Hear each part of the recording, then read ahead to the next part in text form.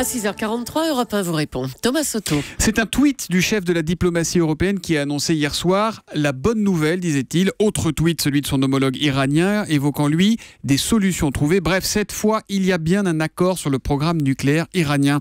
Bonjour Ardavan Amiraslani. Bonjour monsieur. Vous êtes avocat, essayiste franco-iranien, spécialiste de la géopolitique du Moyen-Orient et de l'Iran. Que dit, simplement, si c'est possible, que dit cet accord ? Cet accord dit tout simplement qu'il n'y a plus de risque de prolifération nucléaire au Moyen-Orient. Les 5+1, les membres permanents du Conseil de sécurité, plus l'Allemagne, ont réussi à négocier un accord avec les Iraniens qui met un terme définitif à la quête du nucléaire militaire à Téhéran. C'est un accord qui, en fait, annonce les prémices d'un retour de la paix et de la sécurité au Moyen-Orient et la réintégration de l'Iran dans le concert des nations. Alors ça, c'est ce que dit l'accord, c'est ce qui va être écrit sur le texte, mais est-ce qu'on peut le croire ? Est-ce que c'est vraiment la fin de tous les problèmes ? Est-ce que tout est réglé ? Je pense tout simplement que, effectivement, c'est un point symbolique fondamental. Pour moi, c'est un accord historique et la volonté des uns et des autres, à mon sens, est absolue. Et je pense que les Iraniens s'engageront à respecter ce à quoi ils ont donné leur parole.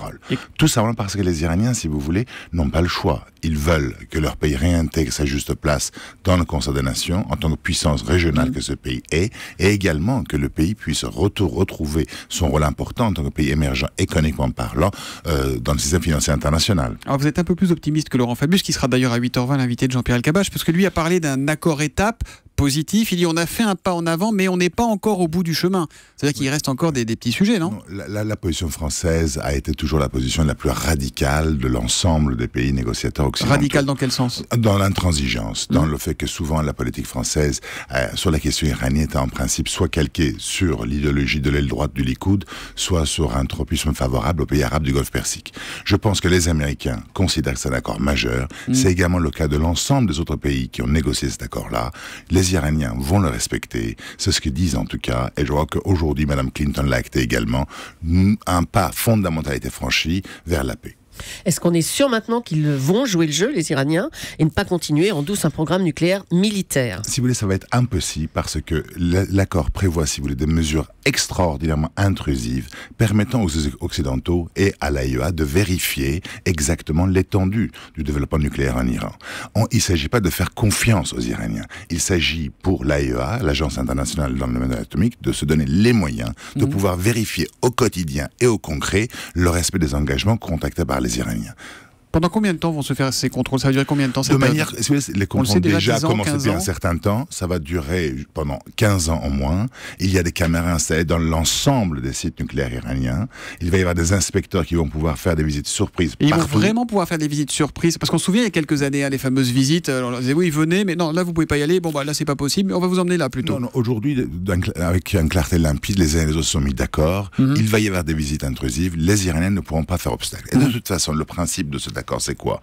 C'est de faire en sorte à ce que l'Occident puisse disposer d'un délai nécessaire pour le cas où l'Iran devait de manière occulte ou officielle courir vers la militarisation de l'engin nucléaire, que le monde occidental puisse disposer d'un délai suffisant, c'est-à-dire au moins 1 an, pour pouvoir intervenir soit à travers de nouvelles sanctions, soit à travers une intervention militaire pour empêcher que l'Iran puisse avoir accès à la bombe. Alors 2 réactions à celle de Barack Obama qui a dit si l'Iran triche, le monde le saura. Puis il y a un communiqué de l'Élysée aussi.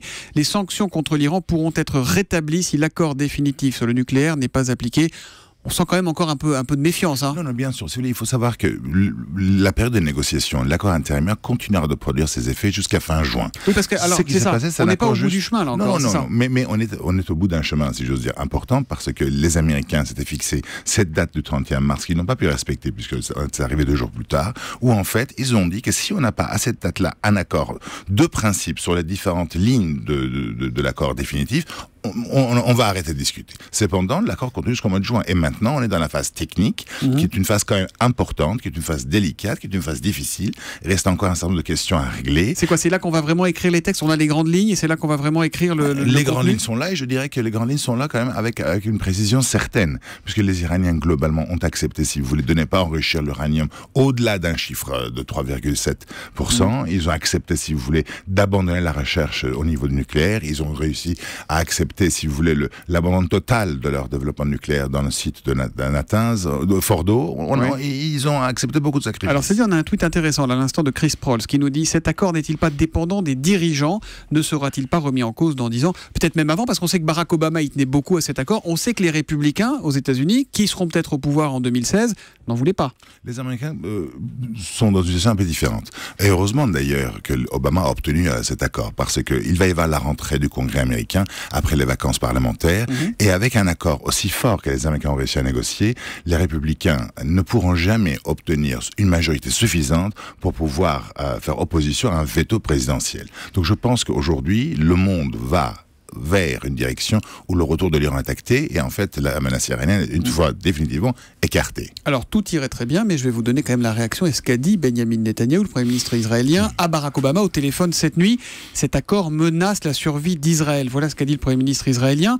Ça, c'est une inquiétude qu'il faut entendre aussi. Je pense, si vous voulez, que Benjamin Netanyahou, ça fait 20 ans, au moins 20 ans, même plus depuis 92, qu'il dit exactement la même chose. C'est-à-dire depuis 20 ans, il dit que l'Iran est à 3 mois, 6 mois, 1 an de la bombe. Et 20 ans plus tard, on constate que l'Iran n'a toujours pas la bombe. Je crois que M. Netanyahou n'essaie, si vous voulez, de promettre le programme aux Israéliens qui l'ont élu, à tort et à travers, afin de se faire élire dans un contexte électoral. Admettons que Netanyahou fasse de la politique. Les Israéliens, la population israélienne, peut être légitimement inquiète face à un pays, l'Iran, qui pendant des années a demandé la destruction d'Israël. Je pense, si vous voulez, qu'on ne peut pas prendre un pays en otage parce qu'un ancien président iranien aurait fait une déclaration regrettable et insupportable. C'est vrai, Ahmadinejad a dit ce qu'il a dit, mais aujourd'hui c'est fini.